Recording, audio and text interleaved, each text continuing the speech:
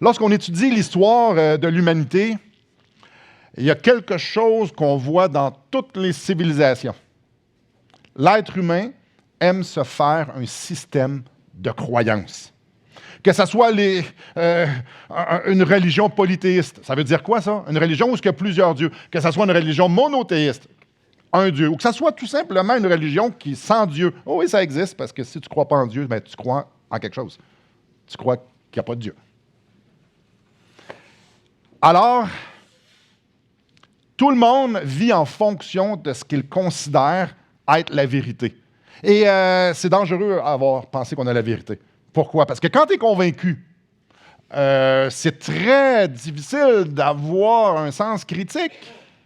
Quand tu es convaincu, c'est difficile de prendre conscience de ses biais, de pouvoir revoir, de réaliser nos inconséquences. Et quand tu penses que tu marches dans la vérité, c'est dur de se remettre en question parce que tu penses que tu es dans la vérité. Alors, on ne devrait pas être surpris que Jésus attire autant l'opposition. Quand on lit les évangiles, quand on lit l'évangile selon Marc, wow, c'est partout. La façon que Jésus vivait était confrontante. Ce que Jésus disait était confrontant. Tout à propos de Jésus confrontait les croyances des gens. Mais quand on réfléchit un instant, c'est spécial un peu parce qu'il est Dieu. Il est la vérité. Et les gens sont tellement aveuglés par les mensonges qu'ils croient que Jésus vient déranger. C'est spécial. Jésus vient déranger le système de croyance du monde. Ils font comme « Hey, wow, non! » Ouais. Dans le texte qu'on va regarder aujourd'hui, « Oh, que Jésus dérange! » Quand tu vis dans les ténèbres, la lumière dérange parce qu'elle met en lumière, elle met en évidence ce qui est ténébreux. Alors, on est au verset 18, chapitre 2 de Marc. Les disciples de Jean et les pharisiens jeûnaient. Ils vinrent dire à Jésus, « Pourquoi les disciples de Jean et ceux des pharisiens jeûnent-ils, tandis que tes disciples ne jeûnent point? » Jésus leur répondit, « Les amis de l'époux peuvent-ils jeûner pendant que l'époux est avec eux? Aussi longtemps qu'ils ont avec eux l'époux, ils ne peuvent jeûner. Les jours viendront où l'époux leur sera enlevé, et alors ils jeûneront en ce jour-là. Personne ne coud une pièce de drap neuf à un vieil habit, autrement la pièce de drap neuf emporterait une partie du vieux, et la déchirure serait pire. Et personne ne met du vin nouveau dans de vieilles outres, autrement le vin fait rompre les outres, et le vin et les outres sont perdus. Mais il faut mettre le vin nouveau dans des outres neuves. » Imaginez, ils ont Dieu devant eux. Ils ont la vérité, et au lieu de se remettre en question, au lieu de s'examiner, au lieu d'aller dans le fond de leur cœur avec humilité, ils questionnent Jésus, écoutez bien ça, parce qu'ils doutent de la dévotion que Jésus a envers Dieu. Ah, intéressant. Hey, il jeûne pas. Jésus ne jeûne pas. Alors, ici, il y a des gens qui posent une question, puis pour eux, le zèle pour Dieu se caractérise par la conformité à la religion. On va voir ça ce matin. Et la réponse de Jésus démontre que l'attachement ne devrait pas être à la religion, mais à lui. Et encore une fois dans notre texte, Jésus va nous interpeller à propos de la place qu'il a dans nos vies.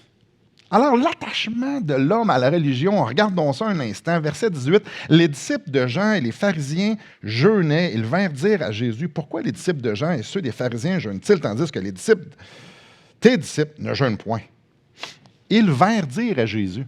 C'est qui le « il » ? Intéressant. On ne le sait pas. Marc ne nous dit pas c'est qui qu'ils sont, mais d'après la structure de la phrase, le « il » ici, ces gens-là, ben, ça serait surprenant que ça soit les disciples de Jean, ça serait aussi surprenant que ça soit des pharisiens. Étant donné que Dieu n'a pas jugé important de nous révéler leur identité, on va garder le mystère, on va les appeler les observateurs.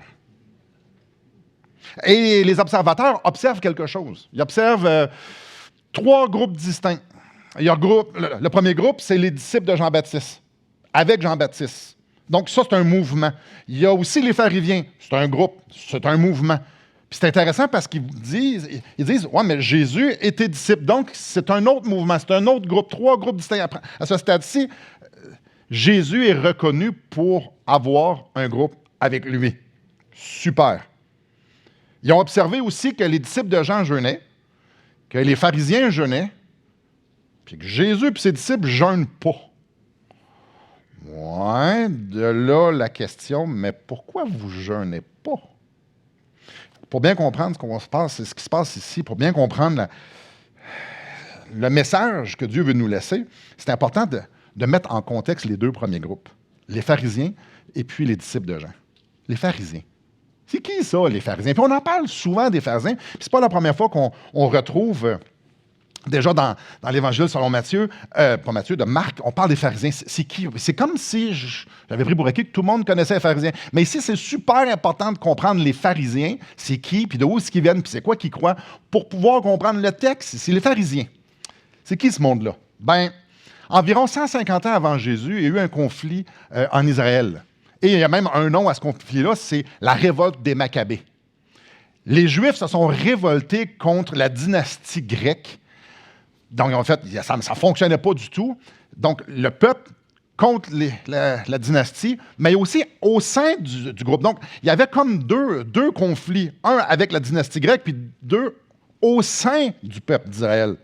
Donc, il y avait un peuple qui disait comme, maintenant, eux autres, ils étaient favorables à la culture grecque, puis ils disaient, hey, on va s'ajuster avec la culture gréco-romaine, puis on va faire des accommodements raisonnables, puis on va... Puis, il y avait un autre groupe, eux autres qui étaient des défenseurs de la tradition juive. Eux autres, ils ont fait comme, non, il n'y a pas question qu'on change. On ne peut pas changer. Devinez de quel groupe les pharisiens viennent? Ben, du 2e groupe, bien évidemment. L'historien Joséphus estime que le mouvement pharisien avait à peu près 6 000 hommes. Alors, eux, là, c'était du monde qui connaissait la loi, qui méditait, qui était imprégné de la loi de Moïse. Alors, basés sur la loi de Dieu, ils se sont opposés avec vigueur contre le compromis. Contre le compromis que... Oh non, on ne se mélangera pas avec les Grecs et les Romains. Là, ça ne marche pas, c'est pas la même culture. Donc, il y avait d'un côté du peuple qui avait un laxisme religieux, puis il y avait d'autres qui faisaient comme non, il faut tenir ferme. Puis ça, c'est les pharisiens, il faut tenir ferme. Alors, eux, ils n'étaient pas tant politisés, mais sont devenus rapidement le groupe le plus influent auprès du peuple. Il y en a eu plusieurs, on parle des Sadducéens, des Hérodiens, mais c'est les pharisiens qui avaient le plus d'influence. Eux étaient à cheval, très, très à cheval sur la loi. Tellement à cheval qu'ils étaient perçus comme être les successeurs de Moïse. C'est pas rien, ça, là. Ils étaient perçus comme être les successeurs de Moïse. On lit ça dans Matthieu 23. Les scribes et les pharisiens sont assis dans la chair de Moïse. C'est comme s'il y avait la même place pour le peuple que Moïse avait. Ils ont tellement pris leur rôle au sérieux d'être les gardiens de la vérité, les gardiens de la loi de Dieu, les gardiens de la fidélité, de ce que ça veut dire marcher avec Dieu. Ils étaient tellement sérieux qu'ils ont dit hey, on va mettre en place un peu plus de lois. Bref, des milliers de choses à faire, à ne pas faire, pour être certain que la dévotion, leur propre dévotion ou la dévotion du peuple, soit pure devant Dieu. Donc, eux, là, ils avaient en tête là, que ça soit fait selon les règles de l'art parce que Dieu est Dieu. Un jour, il y a des pharisiens qui ont demandé à Jésus, pourquoi tes disciples ne suivent-ils pas la tradition des anciens? Ça n'a aucun sens. Pourquoi les disciples ne suivent pas ce que les anciens, ce que les pharisiens, ce qu'eux ont mis en place, les lois? Pourquoi ils ne suivent pas les lois qui ont été mises en place pour mieux adorer Dieu? Ça n'a aucun sens. Les pharisiens, c'était l'exemplification du zèle religieux. Eux, ils étaient très zélés, ils étaient très, très, très rigoureux. Assez que dans certains écrits, ils sont nommés les saints, ils sont nommés ceux qui sont à part. Eux, là, c'est vraiment l'élite de l'élite. Ils étaient la référence en Israël. C'était un mouvement complètement dédié à protéger, à la défense des traditions. Alors, on ne se demande pas pourquoi ils ne sont pas super ouverts au changement. Ça faisait 150 ans environ où qu'eux autres, c'était les gardiens de la vérité, les gardiens de comment on fait les choses. Et ils ne sont pas ouverts. C'est de même qu'ils sont nés, c'est de même qu'ils ont été construits. Il y avait juste une façon de faire en Israël, c'est la façon des pharisiens. Donc, quand les pharisiens te disent « on jeûne 2 fois la semaine », est-ce qu'il y a quelqu'un qui se pose la question « hey, on jeûnera pas ». Non, non, si les pharisiens disent « on jeûne 2 fois par semaine », c'était ça la norme, c'était ça la loi. Et Jésus, à un moment donné, raconte une histoire à propos d'un pharisien puis d'un publicain, puis ça nous met en lumière quelle place que le jeûne avait. Je vous lis ça, c'est dans Luc. Le pharisien debout priait ainsi en lui-même. « Ô Dieu, je te rends grâce de ce que je ne suis pas comme le reste des hommes qui sont ravisseurs, injustes, adultères, ou même comme ce publicain. Je jeûne 2 fois par semaine, je donne la dîme de tous mes revenus. » Donc, le pharisien, ça c'est Jésus qui raconte l'histoire, dit « Non, non, moi je ne suis pas comme ces pécheurs-là. » Et la première chose que le pharisien nomme pour démontrer qu'il est droit devant Dieu, c'est quoi? Je jeûne 2 fois la semaine. Alors, ça nous donne une idée de où le jeûne était dans la pratique, où le jeûne était dans l'enseignement, ce que le monde pensait du jeûne. C'était chose connue, c'était chose commune. Le jeûne était un marqueur de la marche avec Dieu. Le jeûne était un marqueur de la droiture, du zèle, de la piété. Ceux qui marchent avec Dieu jeûnent. Ça, c'est le premier groupe, c'est les pharisiens. Deuxième groupe, les disciples de Jean. La Bible nous présente Jean-Baptiste comme un homme pieux, comme un homme humble, comme un homme qui avait un style de vie hyper modeste. Un homme qui était attaché aux Écritures. L'Ancien Testament, justement, nous parle du jeûne, puis jeûner, c'est une excellente chose. Alors, assurément, Jean-Baptiste jeûnait, puis assurément, lui et son groupe jeûnaient parce que ils avaient un cœur pour Dieu. Dans l'Ancien Testament, c'est clair la place du jeûne. Dieu même le demande. Alors, il ne faut pas être surpris que nos observateurs dans notre texte prennent Jean-Baptiste comme exemple, parce que Jean-Baptiste il était reconnu dans le peuple pour être un prédicateur de repentance. Il annonce le Messie. Il est connu, Jean-Baptiste. Il est aimé. Le monde va voir Jean-Baptiste. OK, bien, c'est extraordinaire. Alors, c'est normal que ils sont aussi pris en exemple pour du monde pieux, pour du monde qui marche droitement. Ils jeûnent. Alors, eux, on revient à nos observateurs ici. La référence de ceux qui marchent avec Dieu, les pharisiens, jeûnent. Le prédicateur de la repentance et ses disciples à lui, jeûnent. Toi, Jésus, on observe que tu parles du royaume de Dieu, que tu fais plein de miracles, que tu te présentes comme ayant l'autorité divine. Puis toi et tes disciples, vous jeûnez pas. Ça n'a aucun sens. Ça n'a aucun sens que Jésus et les disciples ne jeûnent pas. Ben, voyons donc. Et le ton aussi de la question implique une incompréhension, puis je vous dirais même, à quelque part, il y a un reproche en arrière de ça. Le jeûne, c'était le marqueur connu de tous, comme si tu marches avec Dieu, tu jeûnes. C'était le marqueur, c'était ça. Puis Jésus et ses disciples ne démontrent pas de dévotion à Dieu parce qu'ils ne jeûnent pas. On ne comprend pas. Alors leur orgueil, leur religion, les ont complètement aveuglés. Jésus ne rentrait pas dans leur boîte de compréhension. Donc ça, c'est les gens qui sont attachés à leur religion. Les observateurs ici ne comprennent pas parce qu'ils sont assis à une place où est-ce que c'est ça que c'est supposé d'être. Jésus, toi, tu nous dis que tu viens de Dieu puis tu ne fais pas ça. Les fils, ça ne fonctionne plus, là. Ça ne fonctionne plus du tout. Et vient la réponse de Jésus. Ouais. La réponse de Jésus. Verset 19. Jésus leur répondit, « Les amis de l'époux peuvent-ils jeûner pendant que l'époux est avec eux?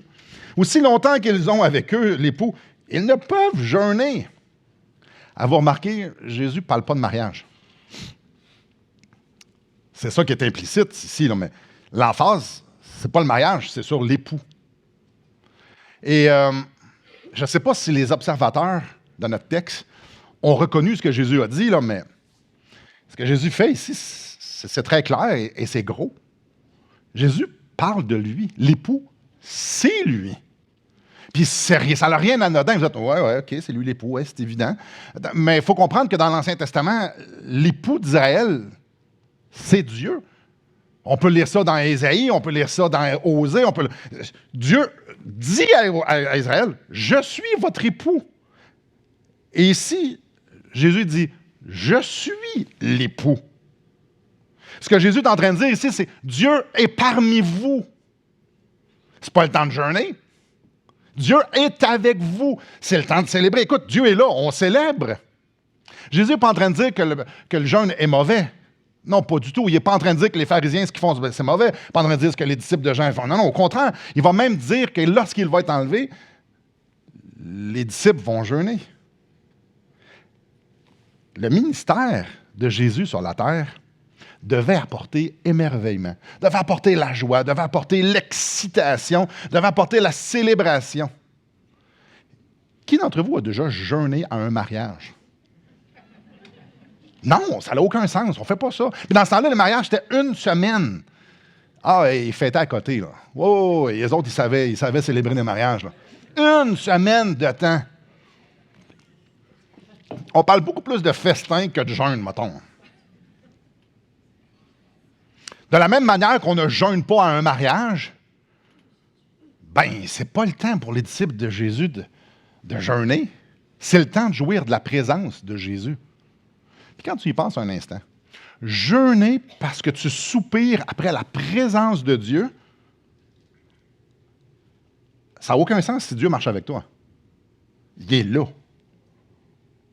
T'sais, Seigneur, je veux tellement être, je vais jeûner, je vais me rappeler, je veux que mon corps me rappelle que je dépends de toi, que je veux ta proximité, je veux te voir, je veux t'entendre. Simon, je suis à côté. Là. Je suis là, on marche ensemble. Je te parle. Ça n'a aucun sens. C'est comme vouloir lire la parole de Dieu alors que Jésus parle. Non, mais tu liras tantôt, là, il parle. Je ne suis pas en train de dire que la parole de Dieu n'est pas bonne, mais quand Jésus parle, il est la parole. Alors quand il parle, c'est la parole. Non, ça n'a aucun sens. Les pharisiens voulaient tellement plaire à Dieu qu'ils se sont montés une religion à la hauteur de leur standard. Il y avait une façon de faire pour tout. Il y avait des... il y en avait des milliers de lois. Ce qu'ils ont ajouté à ce que Dieu a demandé, les empêchait de reconnaître Dieu alors que Dieu marchait avec eux.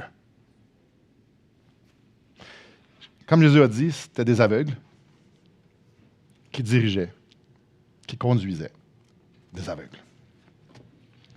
Les observateurs ne voyaient pas comment Jésus et ses disciples rentraient dans leur boîte. Mais non, moi, ma religion, mon système de croyance ne me permet... Ça ne fonctionne pas. Puis ce que Jésus est en train de leur dire ici, c'est oubliez ça, oubliez votre religion, je suis là. Je suis là. C'est ce que Jésus est en train de faire ici. Là. L'annonce, là, c'est arrêtez, je suis là. Dans la présence de l'époux, quand l'époux est là, Jésus est en train de nous dire que c'est moi l'époux. Fait que quand Jésus est là, c'est moi le centre. C'est la fête, le mariage. Tu sais, dans un mariage, c'est rare que c'est la deuxième tante là, c'est le spotlight est sur elle. Là. Non, non, non. C'est sur l'époux puis l'épouse. L'époux dit, moi, je suis là. C'est à propos de moi. L'attention devrait tout être sur moi. Moi, je suis suffisant. Je suis le clou de la soirée. Là. Je suis ici parmi vous. Quand tu as Jésus, tu n'as clairement pas besoin de rien d'autre. Alors Jésus, ce qu'il est en train de dire ici, « Eh oh, je suis là. Le jeûne n'a aucune importance. Votre religion n'a aucune importance. » Vous ne voyez pas, là? Vous ne voyez pas la personne que vous priez, la personne que vous dites adorer, la personne est ici. Là, c'est le temps de passer du temps ensemble. C'est le temps qu'on soit ensemble. Le reste n'a plus rapport. Et de là, les deux histoires du verset 21 et du verset 22. Verset 21, la première histoire, Jésus vient renforcer ce qu'il est en train de dire. Personne ne coud une vieille pièce de drap neuf à un vieil habit. Autrement, la pièce de drap neuf emporterait une partie du vieux et la déchirure serait pire. Je vais-tu utiliser un mot très québécois? Coudre une patch à un vieux vêtement, ça n'a pas rapport. Là, vous êtes, oui. Non, pas tant. Parce que la patch qu'on parle ici, c'est une patch neuve. C'est une patch neuve. Fait que vous voyez une patch neuve, là, où est-ce qu'elle n'a pas été lavée, puis tout est là. qu'est-ce qui va arriver si on lave la patch neuve? Elle va rapetisser. OK, on continue l'illustration ici. Là. Imaginez que vous avez un drap qui est comme pas mal usé. Ceux qui ne font pas le lavage, je vous informe, le vieux linge ne rapetisse pas vraiment. Le rapetissage a tout déjà été fait au début. Fait que tu as un drap, oui, c'est moi qui fais le lavage chez nous, donc je suis au courant. Donc, on a une vieille guinée avec un trou. Mettez une patch qui va rapetisser. Donc, vous allez coudre une patch, puis la patch, vous allez rapetisser. Bien, ça ne fonctionnera pas quand vous allez laver. Ça va, comme ça dit, ça va faire une plus grosse déchirure. On ne fait pas ça. L'idée ici, c'est que la patch neuve ne va pas sur le vieux linge. Ça ne va pas ensemble. Ça n'a pas rapport. Le verset 22, c'est une autre histoire dans le même sens. Et personne ne met du vin nouveau dans une vieille outre. Autrement, le vin fait rompre les outres et le vin et les outres sont perdus. Mais il faut mettre le vin nouveau dans les outres neuves. C'est le même principe. Vous savez que le vin, ça vient des grappes de raisin, ça vient des raisins. Ça.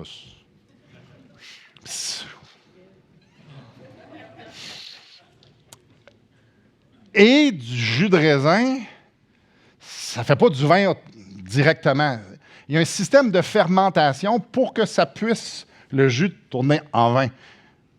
Donc, le vin nouveau, c'est un vin non fermenté. Ça veut dire qu'il va fermenter. Je ne sais pas si vous avez déjà vu la fermentation. Ça grouille là-dedans. Là. Puis, ça prend de l'expansion. Alors, le vin nouveau, quand il va fermenter, va prendre de l'expansion. Et c'est de ça qu'il parle ici. Et une outre. Une outre, c'est faite en cuir. Une vieille outre, c'est pas dans mon vocabulaire si régulier que ça, une outre. C'est une poche de cuir, elle est vieille, donc elle va être sec. Et donc, elle va être usée. Elle ne sera pas malléable, elle va être séchée et usée. Donc, séchée et usée, ça ne bouge pas. Alors, quand le vin va fermenter puis va prendre de l'expansion, l'outre, elle va déchirer parce que c'est ça que ça fait, quelque chose de sèche. Ça brise. Alors, ici, c'est le même principe. Le vin nouveau n'a pas rapport dans le vieil outre. Le vieux et le neuf ne vont pas du tout ensemble. Ce sont deux choses on ne mélange pas ensemble. Le vieil habit et le vieil outre représentent la religion morte, représentent la tradition, représentent le cœur des pharisiens. Ça, on n'a pas besoin de tout ça. Jésus et la religion, ça ne va pas bien ensemble. Ça fait bizarre de dire ça dans une église. Mais Jésus et la religion ne vont pas bien ensemble. Jésus, c'est la nouvelle patch et Jésus, c'est le vin nouveau. Ça ne va pas bien avec le reste.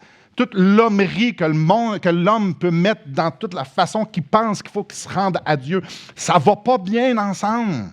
Parce que quand tu as la personne de Jésus, tu n'as pas besoin du reste. Il est là. Jésus, c'est le standard. Jésus, c'est le cadre. Marche avec Jésus. Marche avec Jésus. Ah, la religion. La religion nous enseigne des choses à faire, ne pas faire, pour pouvoir bien marcher avec Jésus. Jésus, quand on dit, non, marche avec moi.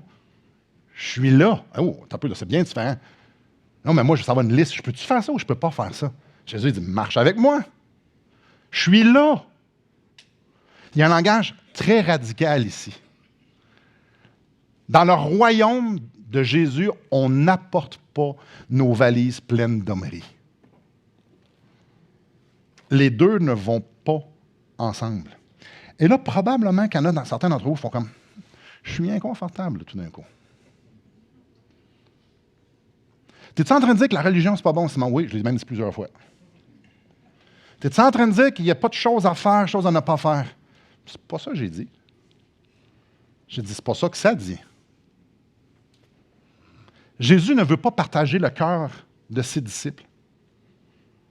Jésus veut avoir ses disciples. Il ne veut pas partager le cœur de ses disciples au profit de la religion. La religion n'a pas d'importance, c'est Jésus n'est pas là. On commence par marcher avec Jésus, et ça va produire quelque chose. Et ça, ce n'est pas de la religion. Mais vouloir Faire de la religion pour avoir Jésus, ça, c'est de la religion. Le message ici est super clair. Quand on réfléchit à tout ça, là, c'est super clair. Quand l'époux est là, c'est à propos de l'époux. Quand l'époux est là, ça n'a rien à voir avec la religion. Quand l'époux est là, tu ne vis pas dans la vanité. Là. L'époux est là. Tu n'essaies pas de t'engourdir. Hey, dans un mariage, là, il me semble, hey, ben oui, toi. Hey, ouais. Dans un mariage, hey, c'est plate, ici, là. Mais non! Mais non! Avez-vous déjà vu dans un mariage la personne qui célèbre ou la famille prend un téléphone? Ouais. Non. Même souvent, ils vont dire, éteindez tous vos cellulaires, là. L'attention est sur les mariés. Dans un mariage, l'attention est sur le marié, sur la mariée. Alors, si l'époux est là, ton attention est sur l'époux. Là. Tu marches avec lui. Il est là. Si Jésus est là, tu manges avec lui. Si Jésus est là, tu lui poses des questions. Tu l'écoutes. Hey, il me semble que quand Jésus il expliquait un peu dans le royaume de son Père comment ça fonctionne, imaginez, c'est lui-même qui le dit. Quand Jésus parle de son Père, du royaume, de la félicité, il parle de son envie. Ça devait être... J'ai bien l'impression que tu ne prends pas ton cellulaire, mais tu écoutes. Quand tu marches avec Jésus, tu le regardes vivre. Je peux juste imaginer. À un moment donné, Jésus disait des choses difficiles, puis Jésus regarde ses disciples, les apôtres, puis il dit, vous ne partez pas, vous autres? Pierre répond, à qui irions-nous? C'est toi qui as les paroles de la vie. Eux autres, ils ont entendu les paroles de la vie. Jean le dit là, au chapitre 1 d'un Jean. Ils l'ont vu, ils l'ont entendu, ils l'ont regardé vivre, ils l'ont touché. L'époux était là. Tu fais comme lui. Quand Jésus marche avec toi et dit, on s'en va par là, ouais, non, t'es dans le champ. Ouais, Pierre a essayé de faire des affaires, il s'est ostiné avec, oui, Jésus il a dit arrière de moi, Satan. Ouais, non. Quand Jésus te dit, on s'en va quelque part, on y va. Tu fais pas ça, OK? T'obéis. Jésus est là. On obéit. Quand tu vis avec Jésus, tout est à propos de lui. Imaginez Jésus est là un matin. Imaginez ça. Hey, quand Jésus est là, tu es captivé, tu es émerveillé par sa splendeur, ses perfections, par tout à propos de lui. Tu veux juste de lui. Il est là. Imaginez, il est là. On ne chante pas avec du monde en avant, au mur ou au plafond. Non. Il est ici, puis il reçoit les chants. Imaginez-vous. Les mains percées et tout ça. Il reçoit. Hey, on dit, tu sais, tantôt, on a dit des choses, des noms, des choses qu'on aimait à propos de lui. Hey, on lui dit à lui. Hein? C'est extraordinaire. Il est là. Les disciples qui marchaient avec Jésus, ils ne suivaient pas les traditions. Ils marchaient avec Jésus. Puis on va le voir après ça, là, au verset 23, par rapport au sabbat et tout ça. Ils marchent avec Jésus. Ça n'a plus rapport. Il est là. Ils ont marché. Ils ne marchaient pas selon les standards des hommes. Écoute, celui qui a créé les hommes est là. Ben, tu vas écouter le Créateur. Il suivait une personne. Juste une personne. Il suivait le Créateur. Il suivait l'Éternel. Ça, c'est ce que les disciples ont vécu. Frères et sœurs, c'est ce qu'on va vivre pour l'éternité. Hey, un jour, il va être là. Je ne sais pas pour vous, là, mais un jour, là, on n'aura plus ces limitations-là. Là. Notre monde va être Jésus. Dans sa gloire. Plus aucune corruption, souillure, notre chair, plus là. C'est à propos de lui. Avez-vous hâte?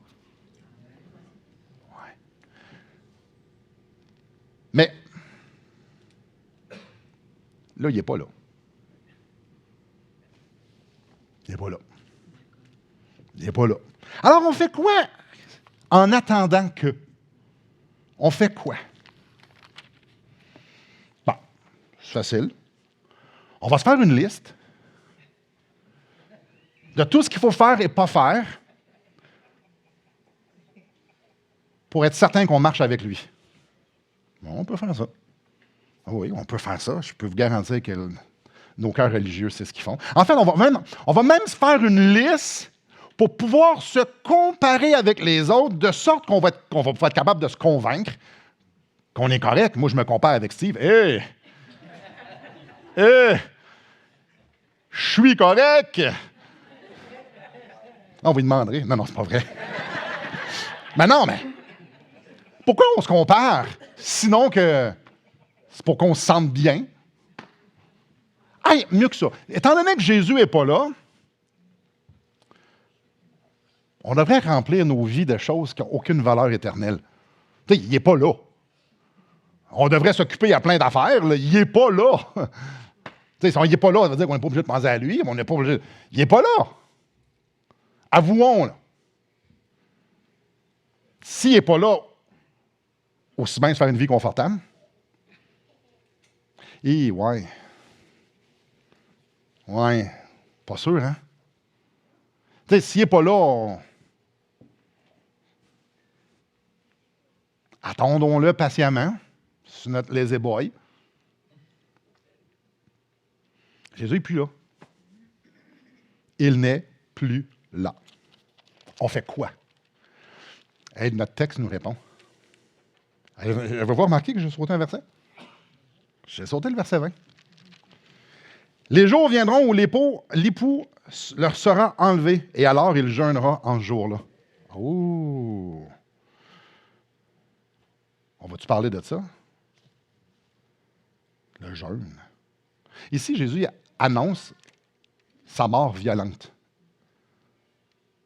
Il va leur être enlevé. Mais il y a une pépite d'or qui va nous aider à répondre à notre question. Qu'est-ce qu'on fait? Je vais juste le relire. Les jours viendront où l'époux leur sera enlevé. Oui, on le sait. On regarde en arrière, c'est vraiment ça qui est arrivé. Et alors, en parlant des disciples, il jeûnera en ce jour-là. Oh! C'est pas parce qu'il n'est plus là que c'est moins à propos de lui. Alors, quand il va partir, il faut encore soupirer après sa présence. Quand l'époux n'est pas là, ses amis soupirent après la présence de l'époux. Hein, ben oui, ça a bien plus de sens.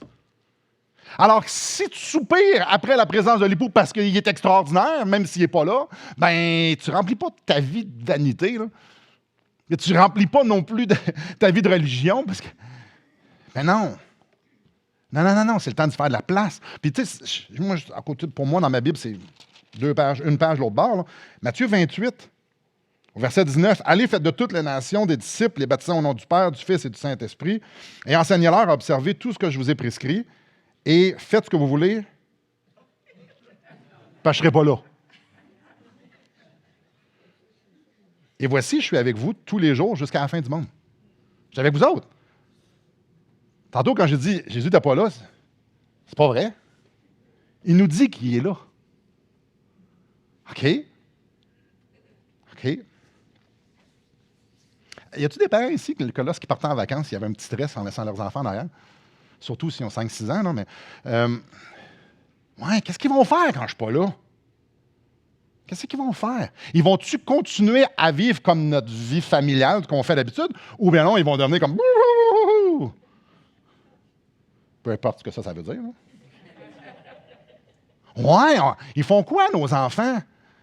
La première fois qu'on part, ben il y a des règles. Là. Il y a ça. Il y a beaucoup de règles, on ne fait pas ça. Puis les enfants font comme, ben oui, pourquoi tu nous dis ça? Je sais pas, j'ai connu bien des histoires, puis j'ai peut-être eu ton âge, puis j'ai peut-être été dans la même situation, puis j'avais peut-être pas de règles, puis ça n'a pas nécessairement bien fini. Ouais. Grosso modo, la règle pour moi, quand je partais chez nous, c'était, ben faites comme si j'étais là. Parce que de toute façon, je vais le savoir, puis je vais revenir. Hey, imaginez-vous si c'était vrai avec Jésus.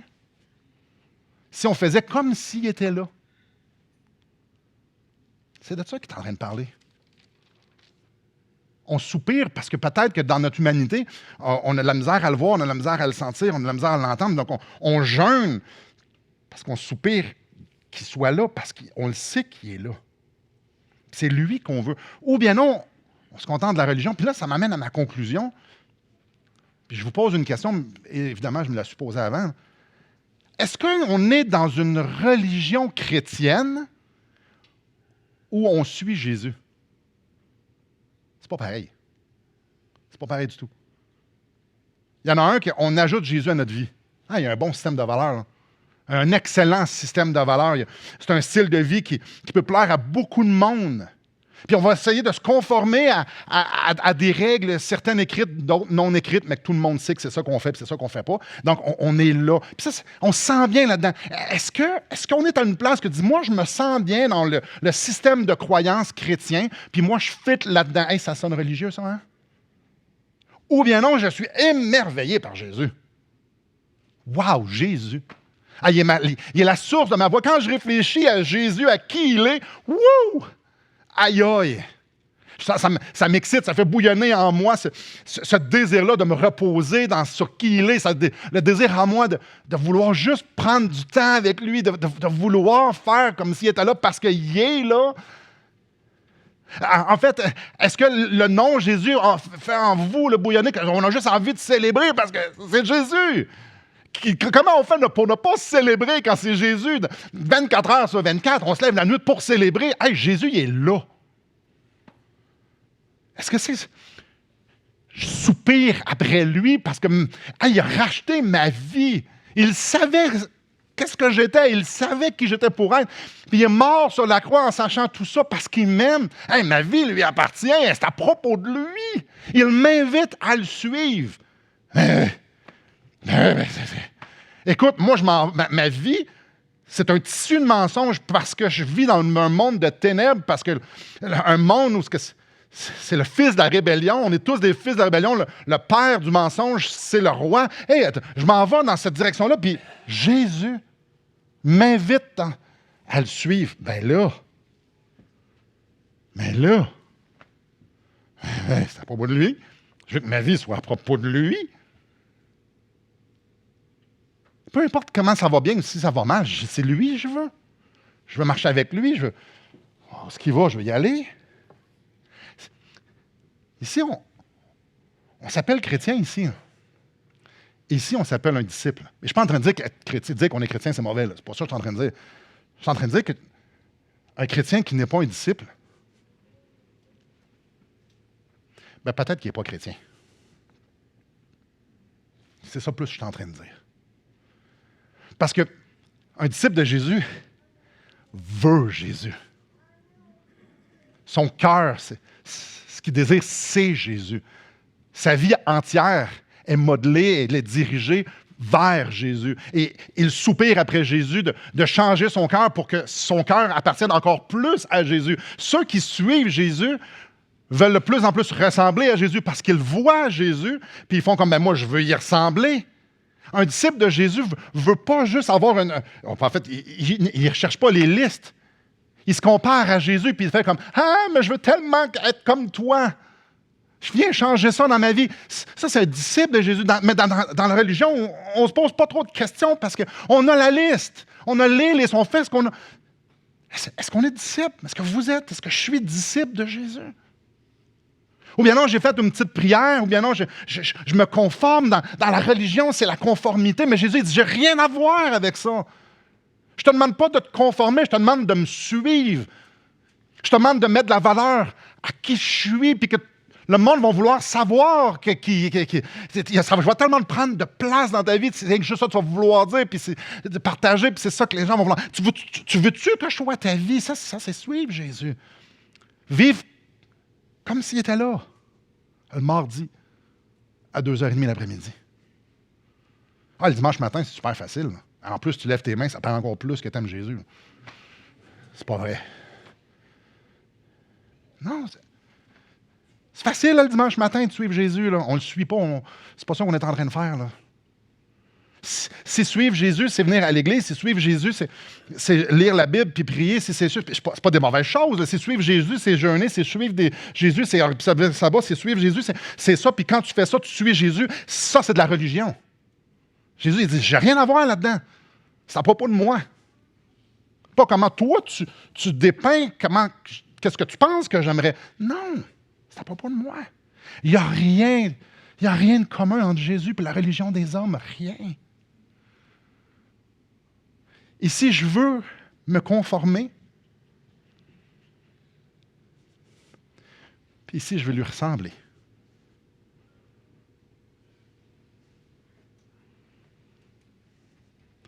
Jésus dit, c'est à propos de moi. Ce que tu te bâtis comme religion, je ne suis pas en train de dire que c'est une mauvaise chose, je suis en train de dire ça n'a aucune importance. Ça peut être des moyens de grâce. Je ne suis pas en train de dire que le jeûne n'est pas bon, au contraire. C'est un moyen de grâce. Il n'y a pas de valeur intrinsèque à ça. Venir à l'Église, il n'y a pas de valeur à ça. Ici, quand tu suis Jésus, ben, tu as envie d'être avec le peuple de Dieu. Tu ne vas pas à l'Église. Ici, tu veux lire ta Bible en un an. Tu as un plan de lecture ici. Si tu te sens mal, si tu n'as pas lu, c'est ici. Ici, tu veux juste entendre Jésus parler à ton âme. C'est pas la même chose. C'est pas la même chose. Ici, il faut que tu donnes. Ici, tu veux investir ta vie et tout ce que tu as dans le royaume de Dieu. C'est pas pareil. Ici, tu cherches du temps pour pouvoir faire ta religion, puis tu espères juste d'en faire plus, puis ta conscience t'accuse parce que tu n'es pas à la hauteur de ta religion. Puis tu veux investir plus de temps, puis tu dis, ici, tu cherches du temps, ici, tu ne cherches pas du temps. Le reste de ta vie est en fonction de passer du temps avec lui. Voyez-vous? Alors, ici, notre texte, est-ce qu'il parle de jeûne? Oui. Il parle beaucoup plus d'observateurs qui font « mais je ne comprends pas ». Jésus, tu n'as pas de dévotion à Dieu, tu jeûnes pas, tu ne rentres pas dans le cadre. Jésus, il dit « fais comme ben, c'est moi Dieu ». C'est pas moi qu'il faut qu'il rentre dans ton cadre, c'est toi, il faut qu'il me suive. Et tu célèbres parce que je suis là. Ce que Jésus est en train de dire ici, c'est très clair. Ce qu'il veut, c'est très clair. C'est que nos vies soient à propos de lui. Point. Alors, je nous laisse avec cette pensée-là. Quelle place qu'on est. À faire bien attention. Judas faisait partie des 12. Puis il était ici. Vous vous souvenez au début, quand tu penses que tu es convaincu, tu ne te remets pas en question. Dans 2 Corinthiens, chapitre 13, Paul dit, examinez-vous, voir si vous êtes dans la foi. Examinez-vous si vous êtes, c'est votre cœur, si vous êtes dans une religion, si c'est à propos de Jésus, si le salut en Christ, c'est votre vie, ou bien non, ça fait juste partie d'un style de vie ou d'un idéal de vie. Alors, c'est une bonne place, un dimanche matin, de pouvoir s'examiner. De dire, est-ce que je suis dans une religion dite chrétienne ou je suis un disciple de Jésus?